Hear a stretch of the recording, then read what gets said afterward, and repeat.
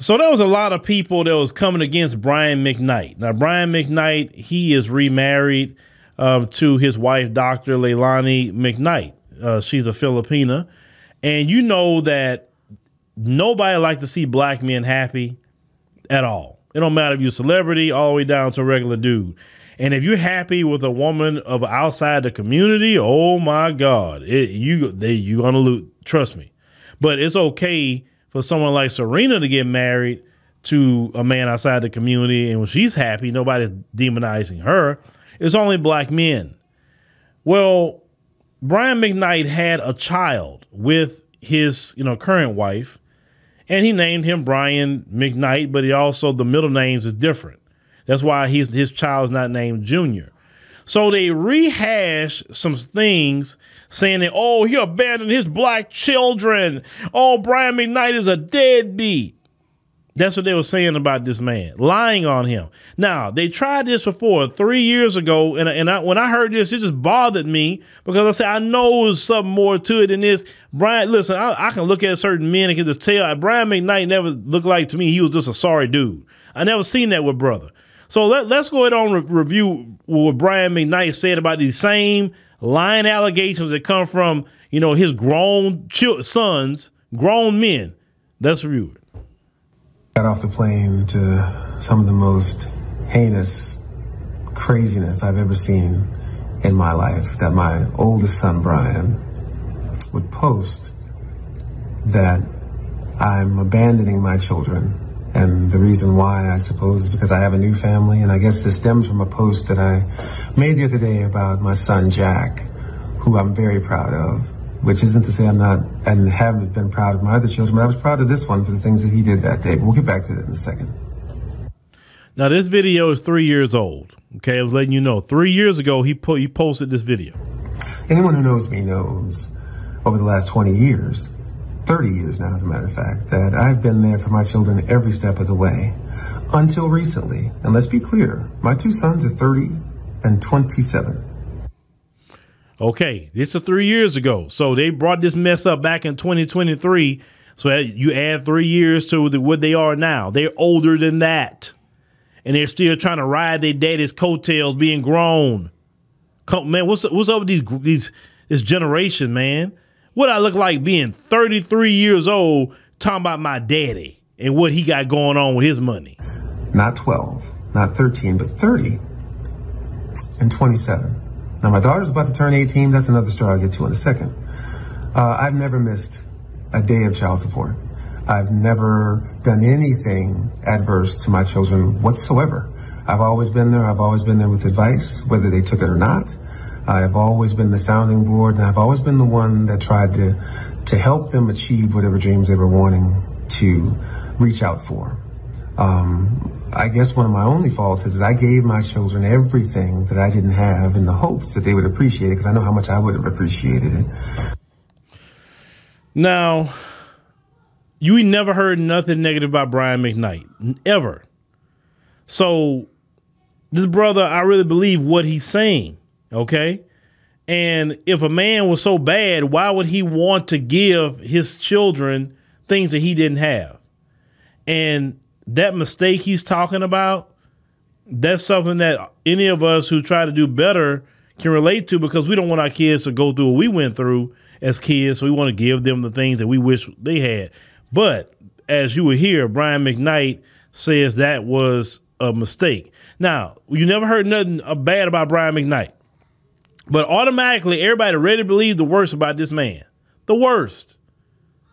Y'all talking down more on Brian McKnight than you talk down on Future. Future got all these kids out here. You never heard Brian McKnight with all that mess. When I was their age, I would tell you as parents out there, entitling your children is probably one of the worst things you can do, and I know I am guilty of that. For whatever reasons, I'm guilty of that. Tough love is a tough thing as a parent to try to institute to your children, because you want to help them as much as you can, and I did as much as I possibly could. When I stopped doing that for them, BJ was 25 and Nico was 22. And it wasn't like I completely cut them off at that. Good and grown. Good and grown. Because when I turned 18, I was told, hey, you either go to school or you go to work. That's your options. but you're not going to be laying around here just depending on me. And I never had the luxury of depending on nobody, because at 18 years old, no, I'm sorry, I started working actually at 15. I working at 15, but I was doing little odd jobs here and there from the age of 8, cutting grass and making money on the weekends, right? Helping people move, do whatever, cleaning up trash, do whatever I can to go make some money. Okay? But yet, Brian McKnight had his kids taking care of everything up to 25 doggone years old, and that's still not enough? Sons, not your daughters, even though your daughters got to get cut off at a point too, but your grown sons, what kind of man they gonna be? Point that happened much later, but I've been there. When I put them out of my house, I gave them an apartment for 2 years. I said, guys, this is it. This is the time to grow up. I'm giving you 2 years. I'm going to pay for everything for 2 years, but you're going to have to work or do something, because at the end of those 2 years, that's going to be it. It's time to be men here, guys. It's time to grow up. At the end of those 2 years, they hadn't done any of it. It was just right around the time. See right there? See right there. He put them out his house. Say, look, fellas, 2 years, I'm going to take care of you. Even though when you put a kid out, you're supposed to be taking care of him. But he still did it. And that still wasn't enough. Then you got the nerve to get on the internet and down talk your father when he done everything for your trifling behind. Well, I can't stand ungrateful kids. I can't stand it. That runs all through me. You know what I'm saying? And some of you right now probably got some ungrateful grown children. You probably do. And you've been having problems with them. Let me tell y'all a story. This one woman that we know, she recently passed away. This woman was having a lot of problems with her grown daughter.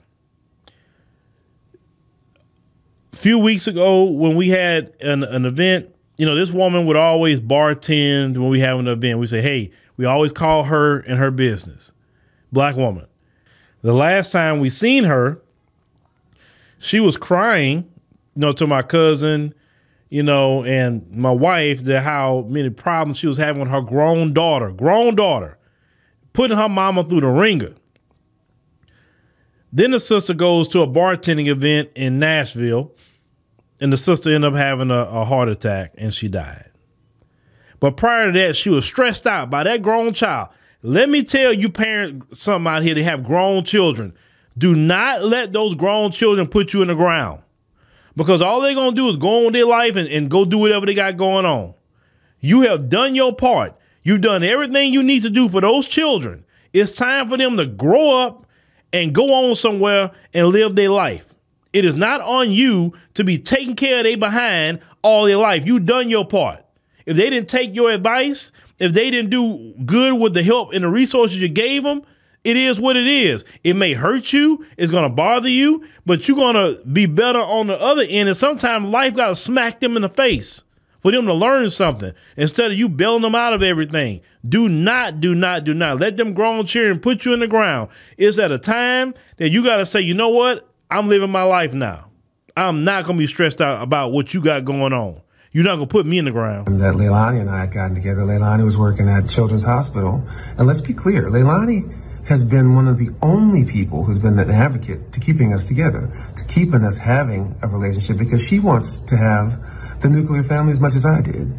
So if she was so bad of a person, she should have been like, "Ooh, this is my advantage, and this is my time to go ahead on and get him away from his kids." And that's not what she did. That's a good woman. Spit in her face at every turn. She got them jobs at the hospital, $18 an hour with benefits, and with the option of the hospital actually paying for them to go back to school. They said, and I quote, that they knew they didn't want to stop smoking, and they would have to pass a drug test. And the day I had the doctors looking into it, Miko's on there, you know, taking a big puff, which is fine. If you want to smoke, that's fine. I'm not saying that that's bad. That's not fine. If your smoking is preventing you from being gainfully employed, that's a problem. See, he's still being too nice, because I'm not that nice. Your behind is so silly. You got money, go smoke it up, but you can't go get a job. And they still trying to help their silly behind. That's your choice. That's your choice. But what I'm telling you is that we have been advocates for them every step of the way. Now let's go to the part where we have been estranged. Again, we talk about abandonment. I'm not abandoning them. We are estranged, which happens more often than not in this particular situation. BJ broke into our home a few months ago, and he put X's on the eyes of our wedding photos. Hold on. A grown son breaks into his father's home, putting X's on some wedding photos like some old underage teenage girl who's upset that daddy moved on. These are grown men. A grown man. Not an underage teenage girl in her feelings. And then he put a photo of my first wedding on Leilani's vanity. It was at that moment, and after I heard him say, "Come on now, dog.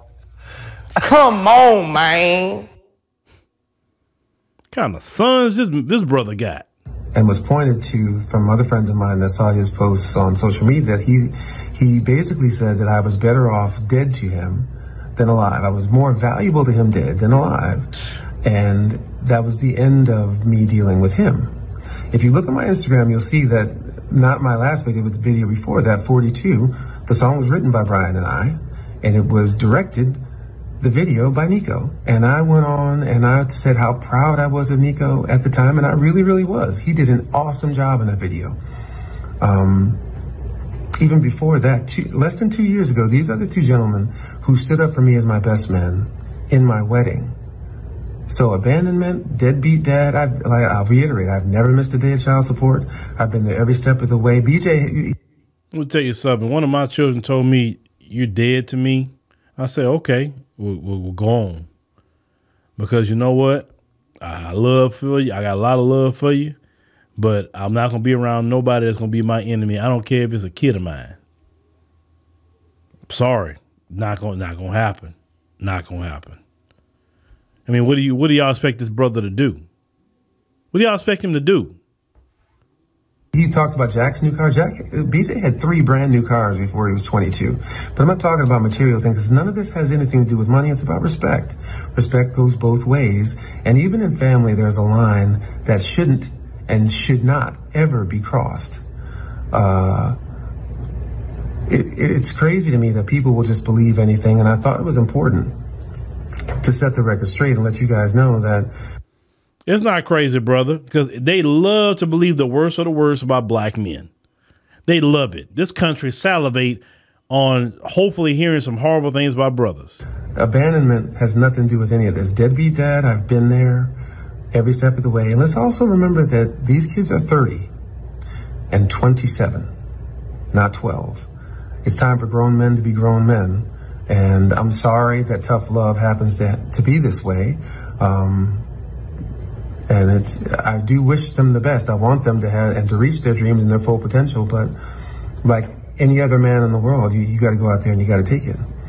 As far as my daughter is concerned, you know, her mother, if you look back at my Instagram, she was a part of this family too, with Jack and Julie and Leilani and myself. And unfortunately, along the way, a couple years ago, I got wind that there was an older cousin who was above 18, who was quite possibly having sex with her. So I called, as a father should, to the state office for children's affairs there in Arizona, and I never heard anything back. But the next thing that her mother did was to block all of us from her social media, from her phone, and completely estranged. What? Are you kidding me? Are you kidding me? Oh, wow. Wow. And for the mom to start blocking people makes me think it's true. Makes me think it's true. What kind of woman that was. Oh, Jesus Christ. Once again, parents, don't let those grown kids of yours put you in the ground or bust up your family that you have now. Okay? Don't do it. Don't do it. From us. What that told me was they didn't want me to be involved in her life that way.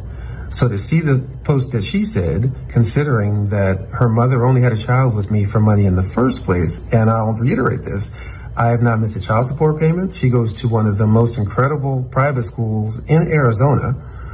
So I don't know where this is all coming from, but I thought that I needed to let everybody know that there's another side to this story. You can choose to believe what you want. I thought that I would lay it out there for you. Anything that I say is actual and factual. All you have to do is Google Brian McKnight and Sons, and you'll see us singing all over YouTube. Go back and look at my Instagram. Go back a couple of years. You'll see that I posted about all of my children. But remember that these kids, these boys they're grown men, and tough love is exactly what it is. It's tough love. So thanks, everybody. Thanks for listening, and I hope that gives you a little bit more perspective. Well, I didn't doubt the brother at all. That's why I say, let's look more into this, because I know how they like to demonize, brothers, just men in general, fathers. These women run away with a narrative, and unfortunately people just want to run with it and believe it. But, I feel Brian with what he dealing with that situation. Me, how I am, I'm just going to distance myself. I'm not going to, one thing about me, I'm not dealing with the drama. I'm not dealing with nobody's drama. I would disappear like water vapor from you if you bring drama anywhere around me. Trust me, you won't know where I went, because I'm not going to tell you. That's messed up. They can't appreciate what their dad done for them, so they're trying to cause, hey, well, what are you supposed to do? Take care of you his whole life? Come on now. But you got these little feminized boys today that can't be men, unfortunately. But let me know what y'all think about, our brother Brian McKnight here and what he dealing with, what he said 3 years ago about the same situation. It's utterly ridiculous what some parents have to go through with grown children.